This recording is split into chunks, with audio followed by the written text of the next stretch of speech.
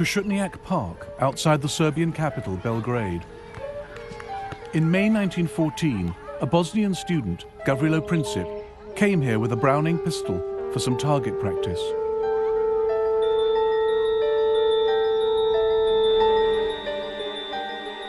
Princip was 19 years old. According to his instructor, he was not a very good shot. Other students were much more confident. Whenever Princip missed the target, people standing around would laugh at him. That would drive him to tears. Out of sight in the forest, he had a chance to get his eye in, shooting at trees. His ultimate goal was far more ambitious. I am an adherent of the radical anarchist idea, which aims at destroying the present system through terrorism. In 1914, Princip's wish was granted.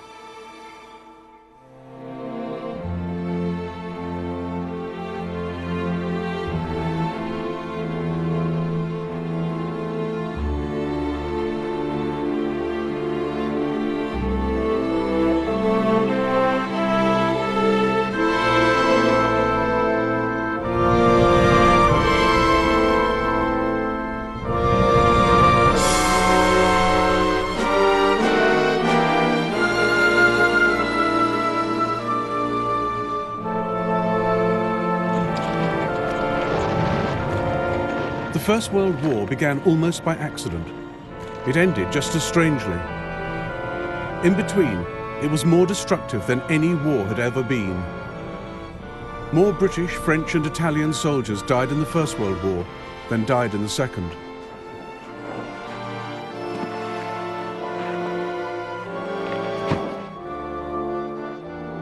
It was the first genuinely global conflict, fought not just on the fields of France and Flanders, but up mountains, across deserts, at sea and in the air.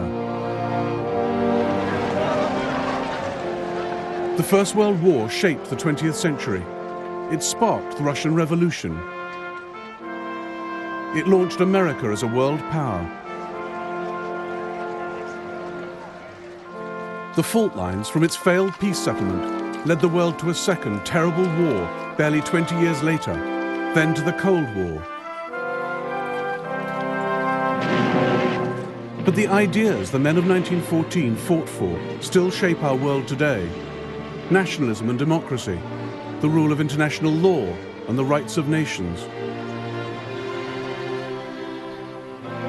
Now, after the collapse of communism, the European map resembles the one redrawn by the First World War. We live with its unresolved, bitter consequences in the Middle East and the Balkans. And it was in the Balkans that it all began, nearly 100 years ago.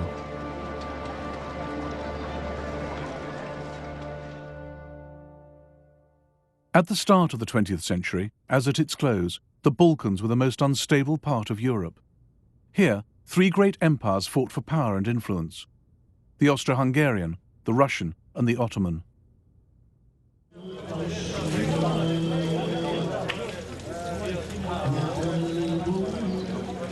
For hundreds of years, the Ottoman Turks had the upper hand.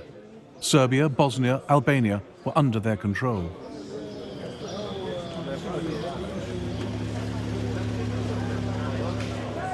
They built over 80 mosques in Serbian Belgrade, but by the 1900s, only this one was left.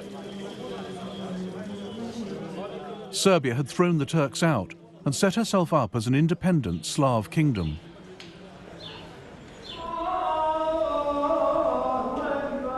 But right on Serbia's border was an even greater challenge to Slav nationalism: the Austro-Hungarian Empire.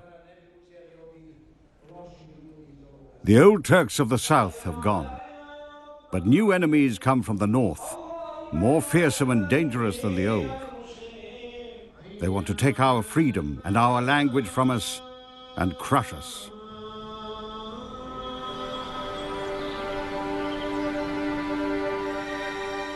Gavrilo Princip was born in a poor, mountainous part of Bosnia.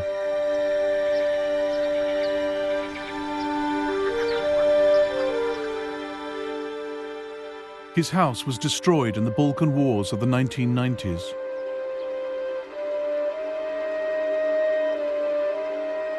His initials, carved in 1909, are one of the few signs he ever lived here.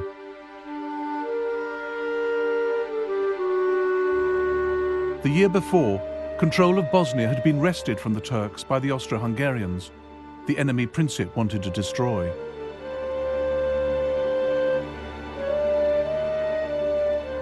His particular target was the heir to the Austro-Hungarian throne, Franz Ferdinand, member of the ruling family, the Habsburgs.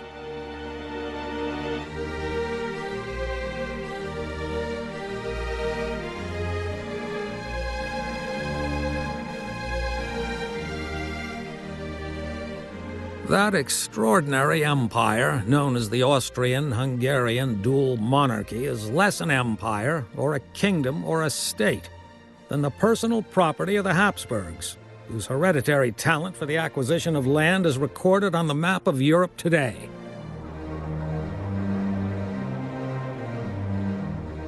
The empire was ruled by Franz Ferdinand's uncle, Franz Joseph. He sat on two thrones, as Emperor of Austria and King of Hungary. By 1914, he'd been in charge for 66 years. He'd spent them trying to resist change of any kind. Hardly ever seen out of military uniform, he hated the idea of political reform. As he told US President Theodore Roosevelt, "You see in me the last European monarch of the old school."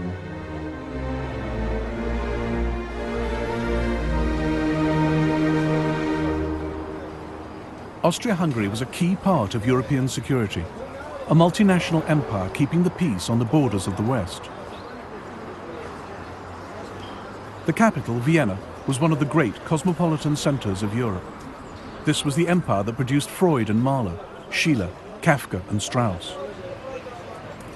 It contained at least 10 different nationalities, not just Austrians and Hungarians, but Czechs, Slovaks, Poles, Romanians, Italians, Croats and Bosnians. A guide was prepared by the British Foreign Office to help work out who was who.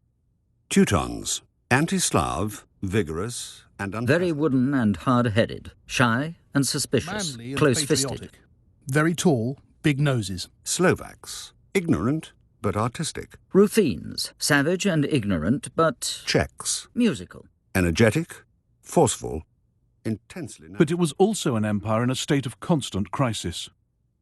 Poles, all for Polish independence. Bosnian Serbs, pro-Yugoslav. Italians, anti-Austrian. In all the empire, only the Hungarians and Austrians had any real power, and the Hungarians refused to share it with the rest.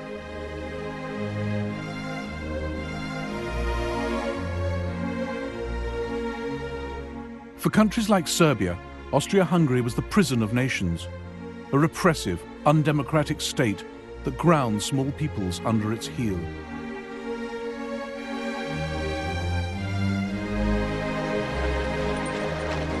In 1905, there were nationalist demonstrations in Vienna.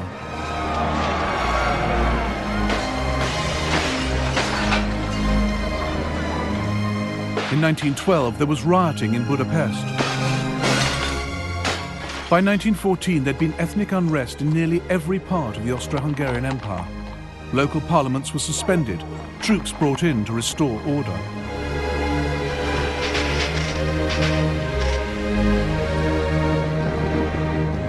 Austria-Hungary's domestic problems gave opportunities to her enemies.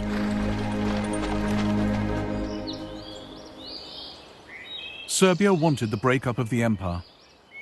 She welcomed national unrest, particularly in Croatia and Bosnia.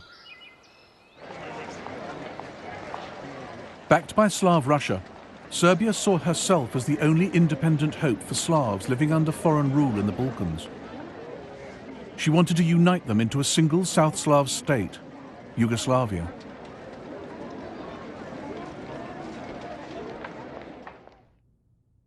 Dragutin Dimitrievich was an officer in the Serbian army. He opposed any kind of friendship with Austria. The blind surrender to Austria's embrace was a most shameful betrayal of Serbian traditions. I realized that Serbia must in full measure become the leader, not only of Serbs, but of Yugoslavia.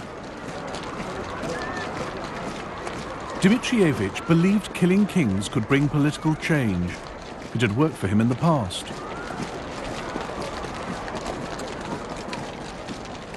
In 1903, he led a palace revolution, killing the old king of Serbia, who was too close to Austria for the army's liking, and installing a new one. The crowds expressed enormous joy. They stuck flowers and leaves in their caps. Windows were decorated with banners, flowers, garlands. Belgrade was celebrating. The rest of the world was horrified at Serbia's bloody coup. Serbia was treated like a rogue state, a nest of revolutionaries, one foreign minister complained.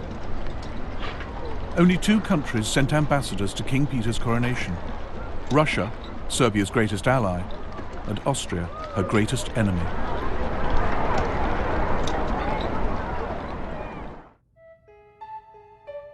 Dimitrievich was also one of the founding members of the Black Hand, a secret military society that used terrorism and assassination to try and establish Yugoslavia. He is said to have sent men to murder Austro-Hungarian military leaders and cabinet ministers.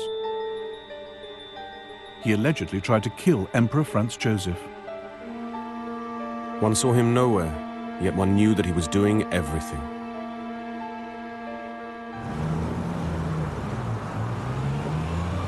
By the spring of 1914, Gavrilo Princip was also in Belgrade, talking revolution with his friends.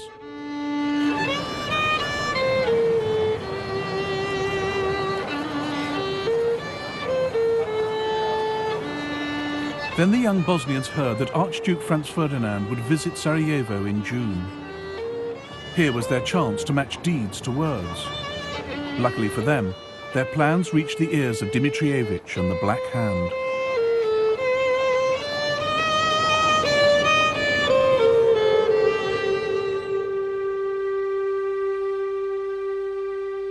Dimitrievich worked in the Kalemegdan fortress in Belgrade as chief of Serbian military intelligence.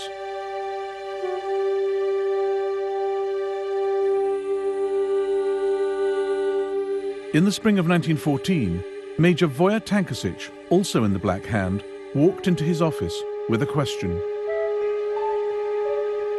I've got some Bosnian youths pestering me. These kids want to pull off some great deed at any cost. They've heard that Franz Ferdinand is coming to Bosnia and have begged me to let them go there. What do you say? I've told them they cannot go, but they give me no peace.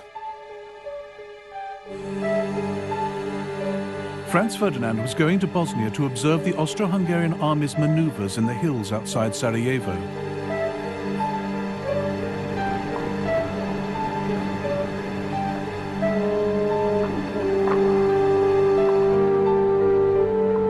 As intelligence chief, Dimitrievich feared these maneuvers were a smokescreen, that what Franz Ferdinand really planned was an invasion of Serbia.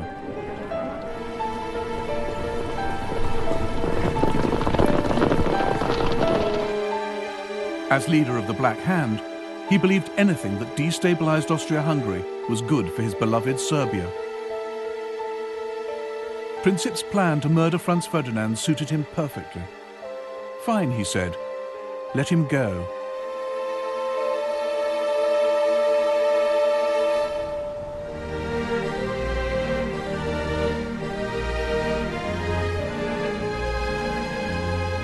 Unlike Gavrilo Princip, Archduke Franz Ferdinand was an excellent shot. One of his castles, Konopisht, in what is now the Czech Republic, is full of the evidence.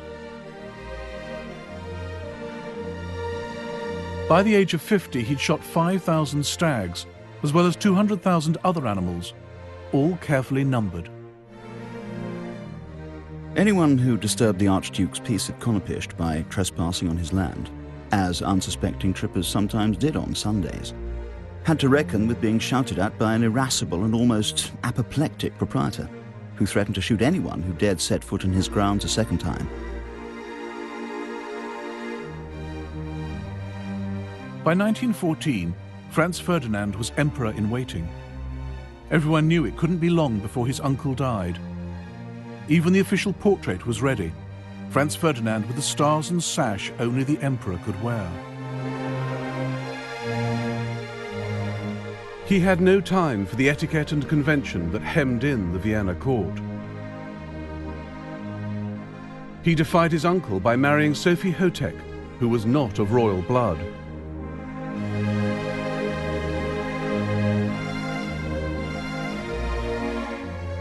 The most intelligent thing I've ever done in my life has been the marriage to my Soph. She is everything to me. My wife, my advisor, my doctor, my guardian angel. In a word, my entire happiness. Franz Ferdinand also had radical ideas for political reform. He recognized that the less power national minorities had within the empire, the more they'd look to other countries for help. The old system allowed ethnic Germans and Hungarians to dominate the government. It was a system that couldn't last. I can't help being surprised that there is any loyalty left among the nationalities after their treatment for so many years past. I must have them with me. This is the only salvation for the future. In 1914, the German emperor came to stay with Franz Ferdinand at Konopishcht. The Kaiser had a simple solution for dealing with troublesome national minorities. The Slavs are born not to rule, but to obey. This must be brought home to them. And if they imagine they can look to Belgrade for their salvation, they must be cured of this belief. But Franz Ferdinand had a better idea. He thought political reform was the best way to keep the multinational Austrian Empire on its feet and protect his own future as emperor. He had this map drawn up, showing how the Habsburg Empire could become the United States of Great Austria. Above all, Franz Ferdinand wanted to avoid war in the Balkans. One night, he made a toast after dinner. To peace. What would we get out of war with Serbia? We'd lose the lives of young men, and we'd spend money better used elsewhere. And what would we gain, for heaven's sake? A few plum trees, some pastures full of goat droppings, and a bunch of rebellious killers. Gavrilo Princip crossed the border from Serbia into Austria-Hungary here at the Drina River. He paddled out to Isakovic Island, where there was a Serbian guard post. The soldiers helped him wade ashore into Bosnia.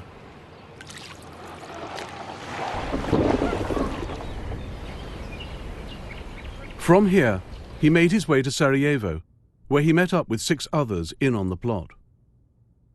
The Serbian Major Tankasic had supplied them with 4 pistols, 6 bombs, and suicide pills in case of capture. They were already in Sarajevo when Franz Ferdinand arrived outside the capital on the 25th of June. They planned to attack him 3 days later as he drove from the railway station to the town hall. One would be stationed at the first bridge on this road. Princip and the others would cover the rest of the route.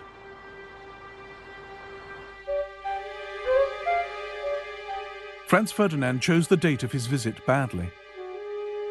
Sarajevo was decked in flags for the occasion, but the 28th of June was Serbian National Day, a natural focus for hatred of the Habsburgs, as the Serbian ambassador to Vienna warned. This will cause much discontent. Some young Serb might put a live round rather than a blank in his gun and fire it. Therefore, it might be good if Archduke Franz Ferdinand were not to go to Sarajevo. But the Austrians laughed off the ambassador's fears. On the morning of the 28th of June, Franz Ferdinand and Sophie arrived by train in Sarajevo. Despite the warnings, security was light. No soldiers lined the streets, just a handful of policemen.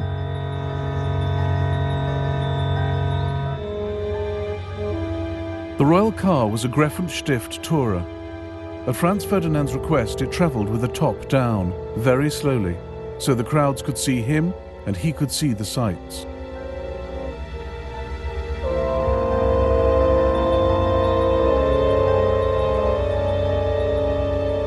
As the procession passed the first bridge, the conspirator there threw his bomb. Sitting opposite the royal couple was Oskar Potiorek. The explosion came immediately after the Archduchess's cry to drive on quickly. I was sure no damage had been done to our car, and the Archduke commented very calmly, "I've always thought something like this might happen." The bomb had bounced off the car, exploding behind it and wounding 2 officers and some onlookers.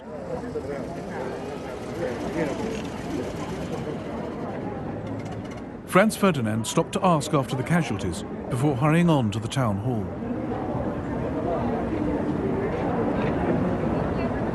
There, the mayor of Sarajevo began his official welcome speech. The Archduke interrupted. Lord Mayor, what is the good of your speeches? I come to Sarajevo on a friendly visit and someone throws a bomb at me. This is outrageous. So far, the young Bosnian's plans had gone badly wrong. Franz Ferdinand was alive, official security was now on high alert. Gavrilo Princip turned to go home, stopping on the corner of Franz Joseph Street to buy a sandwich. Then his luck changed. Franz Ferdinand had left the town hall. He should have been driven straight along the river, travelling too fast to give any other assassins a chance. But his driver took a wrong turn at the corner of Franz Joseph Street.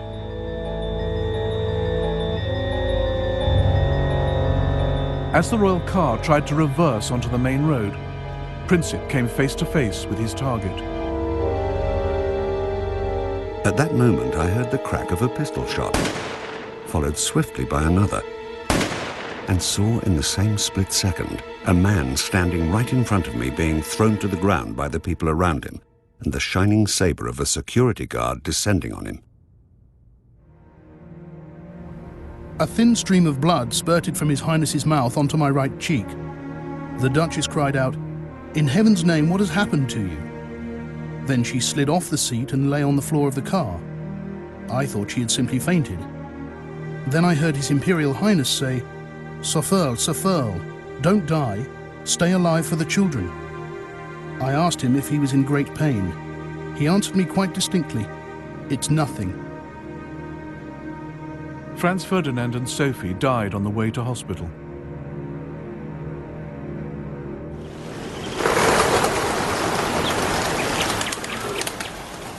The people of Sarajevo didn't know that a clutch of Serbian army officers had secretly sponsored the assassination. But they made the same leap the world did, that Serbia had as good as pulled the trigger herself. The pro-Austrian element in the crowd went wild. The excitement of the moment turned into fury against everyone and everything Serbian. Serbian shops, schools and churches were smashed and looted. The streets choked with furniture, clothes, bicycles, books, even icons and crosses, twisted and befouled, lying in heaps in the gutters.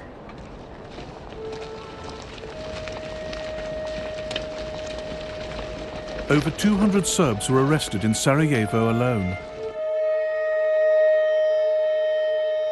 Local officials hanged some in the city prison.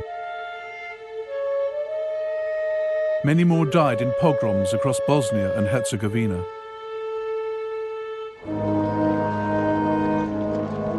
The funeral of Franz Ferdinand and Sophie was held in Vienna on the 4th of July. Oskar Potiorek had already written to the Foreign Ministry, calling for Austria-Hungary to take revenge against Serbia.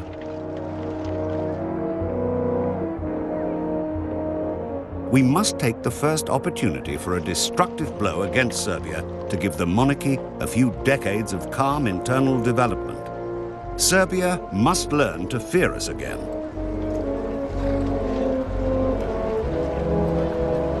Austro-Hungarian Chief of Staff Konrad von Hertzendorf agreed.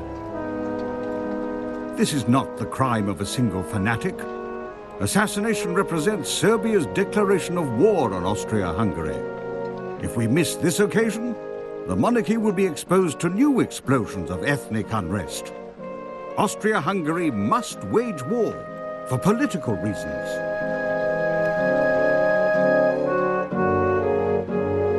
In life, the Crown Prince had been a champion of peaceful coexistence with Serbia. In death, he was becoming a cause for war.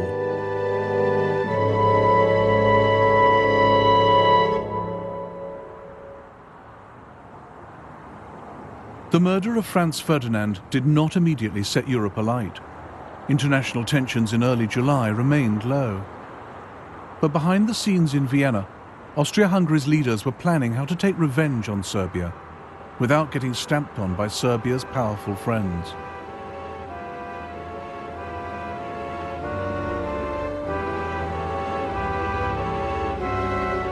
Even before the assassination, Army Chief of Staff Konrad von Hötzendorf had pressed for war against Serbia no fewer than 20 times.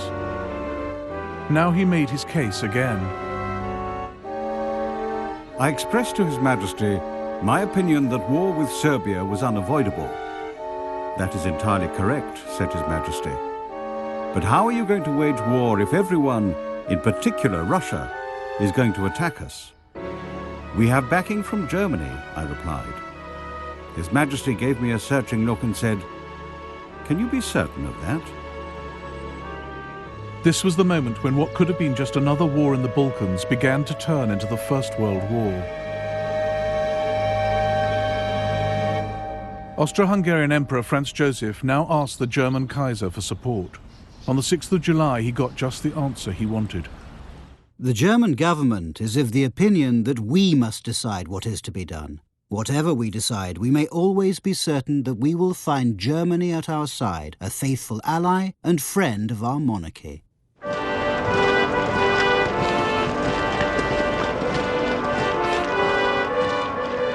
Germany's crucial decision to back Austria was made with no care for the consequences. Neither the Kaiser nor his senior political and military leaders took any steps to find out what Austria-Hungary had in mind. It was an extraordinary oversight, because nothing in the Balkans happened in isolation. Europe was divided into two camps. On one side were Germany, Austria, Hungary and Italy. On the other were France and Russia. War with one could mean war with the others. No one knew how Russia would respond if one of the leading Balkan countries was attacked. She might go to war with Austria to protect Serbia. Then Germany would have to fight to protect Austria.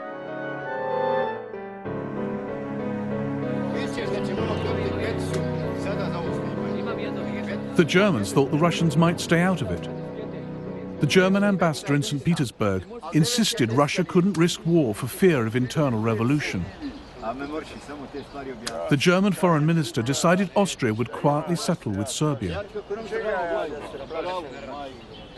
The German chancellor, Bethmann Hollweg, was almost as confident. The crime of Sarajevo was reprehensible, but politically it would have the positive result of making Russia thoroughly disgusted with the Serbs.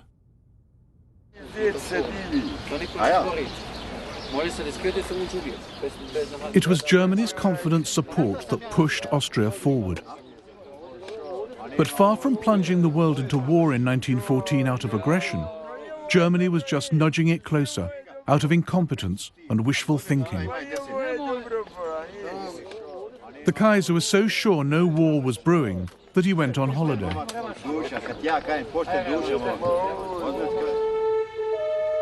In Sarajevo, the trial of Gavrilo Princip was underway. The court had plenty of evidence to prove that Serbian army officers had helped him. And with Germany's unconditional support, that was enough for Austria. She sentenced Princip to 20 years in jail, where he died in 1918. She sent Serbia an ultimatum.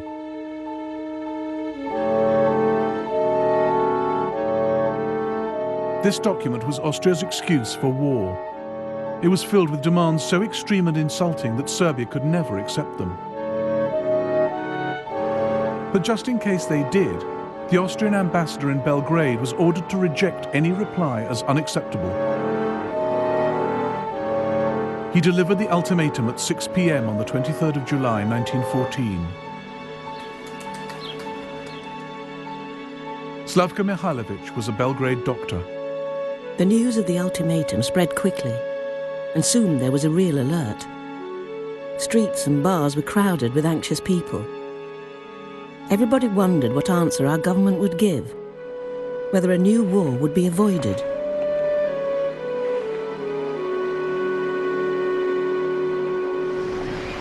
Austria's ultimatum caught the world's diplomats napping. The French government, the French press, and public opinion have been inconceivably surprised. Paris is almost dead. All the ambassadors but one are out of town. The Italian ambassador is in Ireland.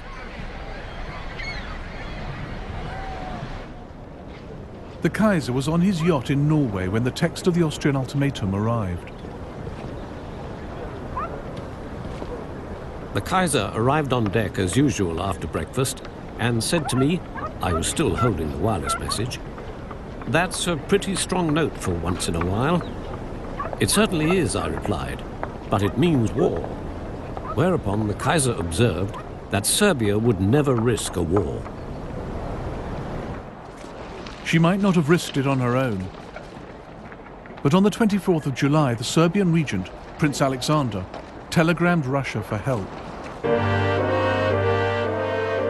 In St. Petersburg, the Russian foreign minister spoke frankly to the British ambassador. Austria would not have acted so aggressively without the consent of Germany. I hope the British government would declare itself on the side of France and Russia without delay. Russia was convinced that Germany was warmongering. On the 26th of July, she called up her reserves. This was the second key stage of the crisis, as Britain's Foreign Secretary Edward Grey warned on the 28th. From the moment the dispute ceases to be one between Austria-Hungary and Serbia and becomes one in which another great power is involved, it cannot but end in the greatest catastrophe that has ever befallen the continent of Europe.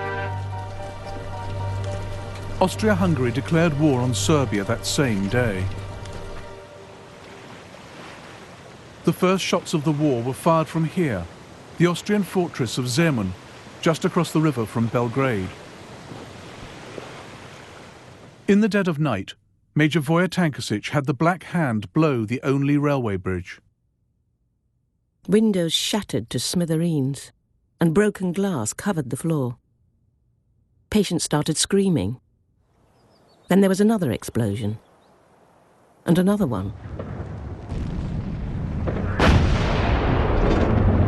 So it was true. The war had begun.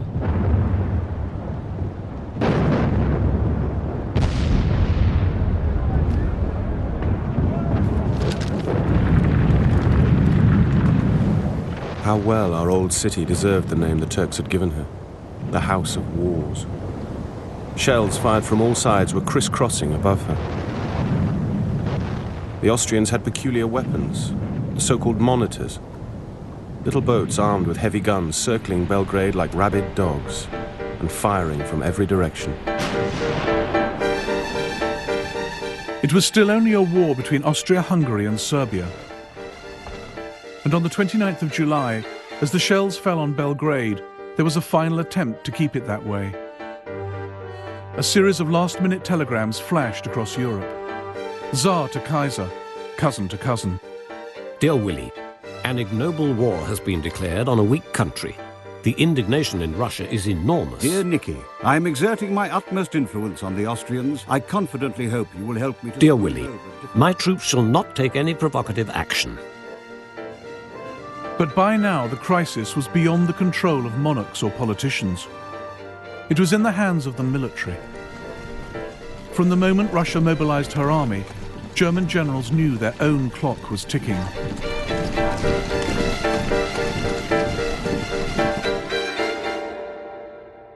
The alliance between France and Russia meant that Germany faced a war on two fronts. Her only hope was to deal with France in the west before the main Russian armies could invade from the east. That left no time to wait and see. For Germany, Russian mobilization meant war.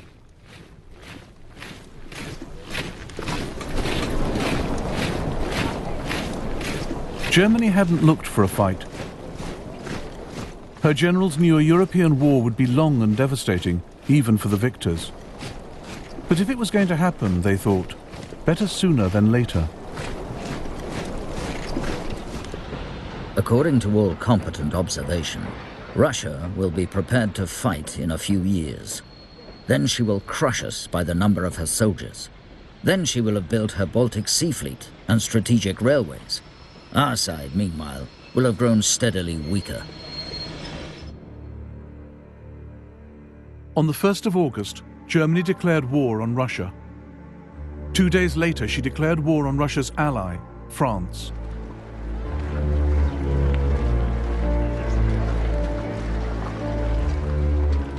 Across Europe, 10 million men headed off to fight. For all the bans and flag waving, many went unwillingly to war. Where are we off to? France, Belgium, or the East? At the station, people waved goodbye, some with handkerchiefs. I thought of my wife and child left alone at home. In fact, it wasn't so much a thought as a fearful shadow flitting over my soul.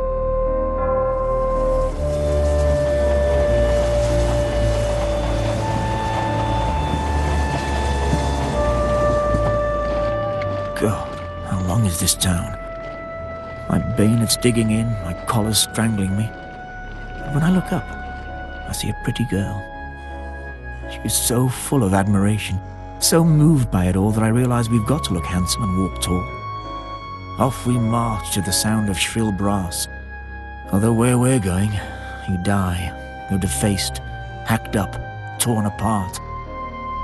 All down the line, my comrades straighten up at the sight of her.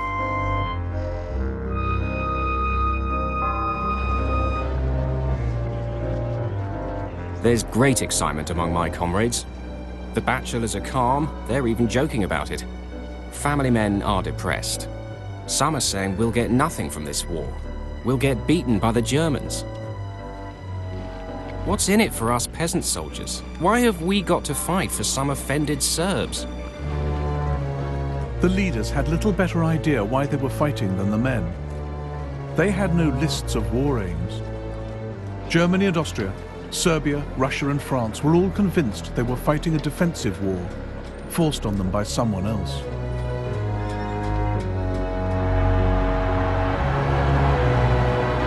The only great power in Europe still on the sidelines was Britain.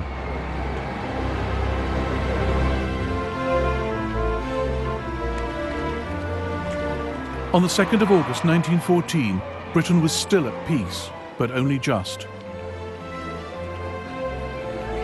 We've been in a state of great excitement as the reservists are being called up. All the railways are guarded. Everything points to the Great War, so long expected, being upon us. But Britain was the only great power who could not claim she was the victim of aggression. Nobody had attacked her, so why should she fight? It wasn't really to defend the rights of small nations, at least not Serbia, according to the Manchester Guardian. If it were physically possible for Serbia to be towed out to sea and sunk there, the air of Europe would at once seem cleaner. Nor was Britain bound by treaty obligations, as the Foreign Secretary, Edward Grey, assured Parliament. We are not parties to the Franco-Russian alliance. We do not even know the terms of the alliance.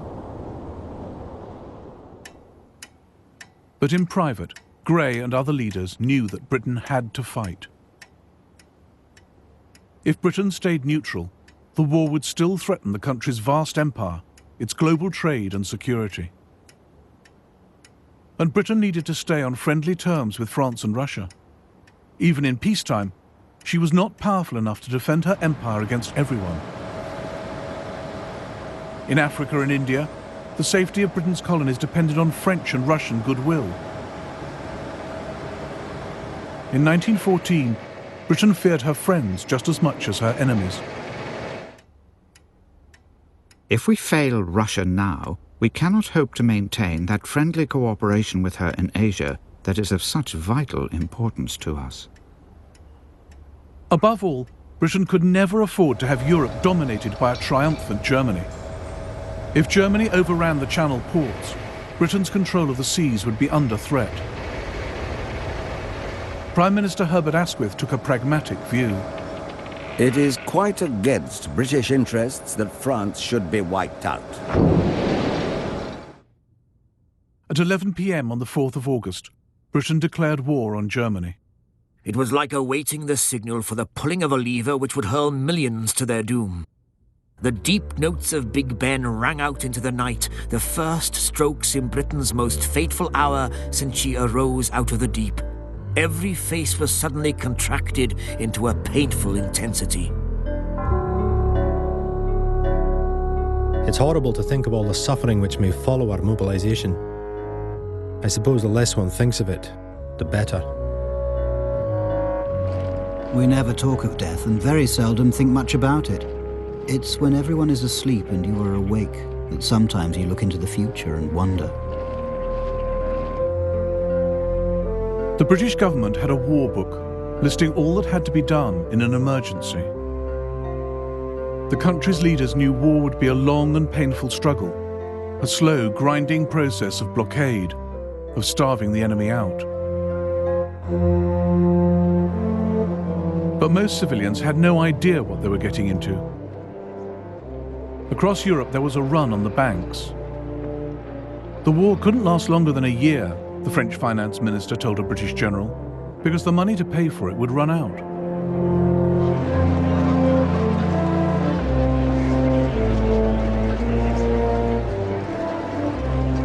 Most people expected Britain, with the largest navy in the world, to fight a sea war.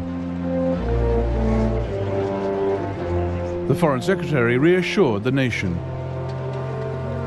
For us, with a powerful fleet, which we believe able to protect our commerce, to protect our shores, and to protect our interests, if we are engaged in war, we shall suffer but little more than we shall suffer if we stand aside.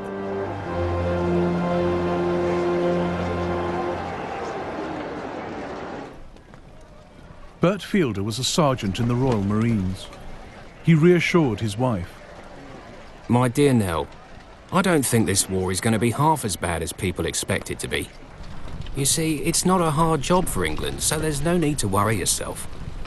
As long as I can keep you informed as to where I am, it'll all be all right.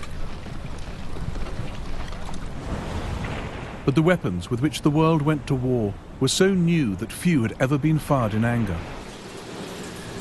Countries were armed with battleships and submarines less than 10 years old. Nobody really knew how to use them.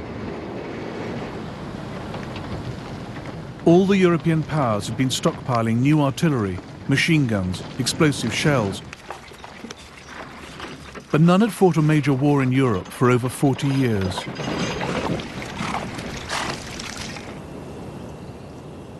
The crisis had begun in the Balkans.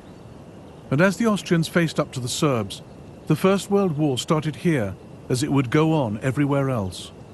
A war in which old scores would be settled and the rule book thrown away.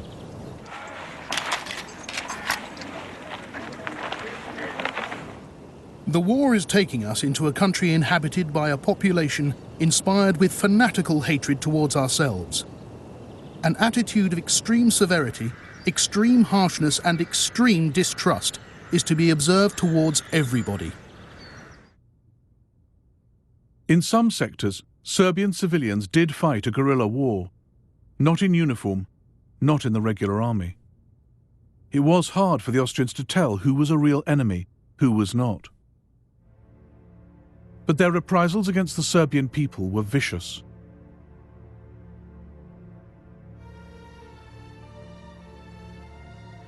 This was a war of nationalities and races, not just against an enemy army, but against whole peoples.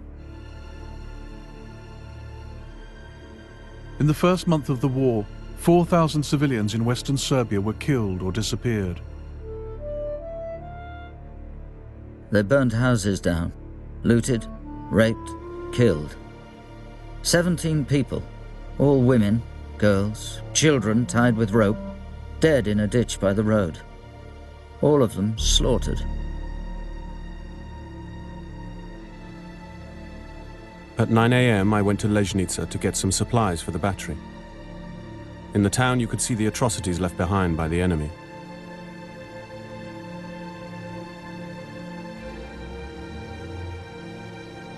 Ten people, some children among them, had been hanged near the church. About 100 people, their throats cut at the railway station. A terrible sight to cast your eyes on.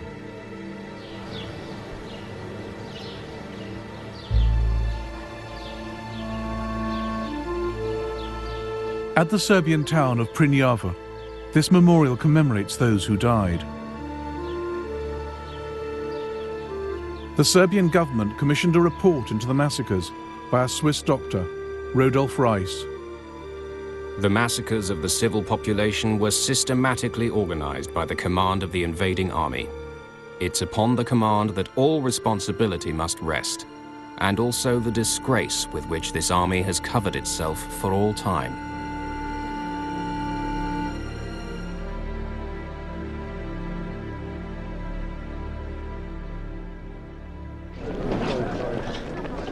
Austria-Hungary was far less ruthless when it came to fighting the Serbian army. That too set a pattern for the war, a foretaste of the military weakness which would dog Austria-Hungary's partnership with Germany. This was a war in which events on one front could have a critical effect on another.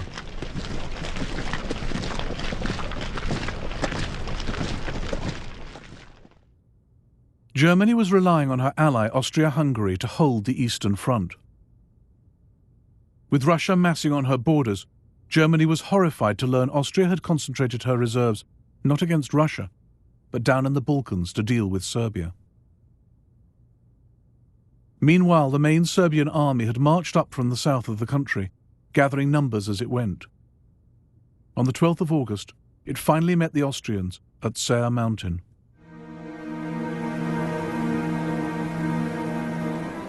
The Serbs had taken up strong defensive positions along the mountain range and waited for the Austrians to walk into the trap. The Serbs surrounded us. The Serbian artillery had the range perfectly. Unluckily, so we were told by senior officers, we had arrived at the Serbian artillery practice area. Laughable. The Serbs easily beat off the Austro-Hungarian attack. We could see the enemy retreating along the river. Their ammunition train left all their carts in the valley and ran away as soon as they were hit by our artillery. A beaten army? No, an uncontrolled mob ran towards the border in senseless panic. Drivers whipped their horses. Officers and soldiers shoved and squeezed through between the columns of wagons.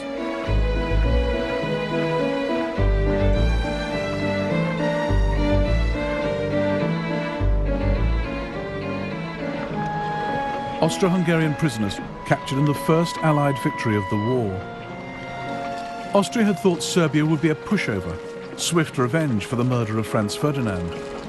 But Serbia had scattered the Austrian army.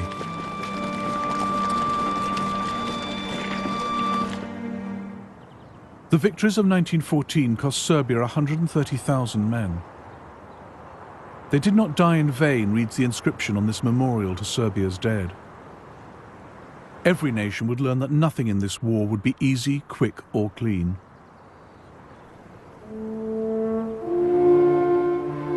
On the Western Front, a French ambulance driver wrote to his son, "Do you ever think of your daddy, walking day and night over ploughed fields and getting very used to shells exploding all over the place? I'd really like to hear from you. How's school? Don't be too quick to learn the geography of Europe. I think it's all about to change."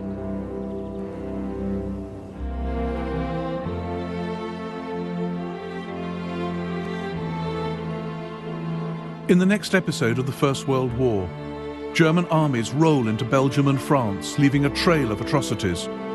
And France, aided by Britain, fights for her life.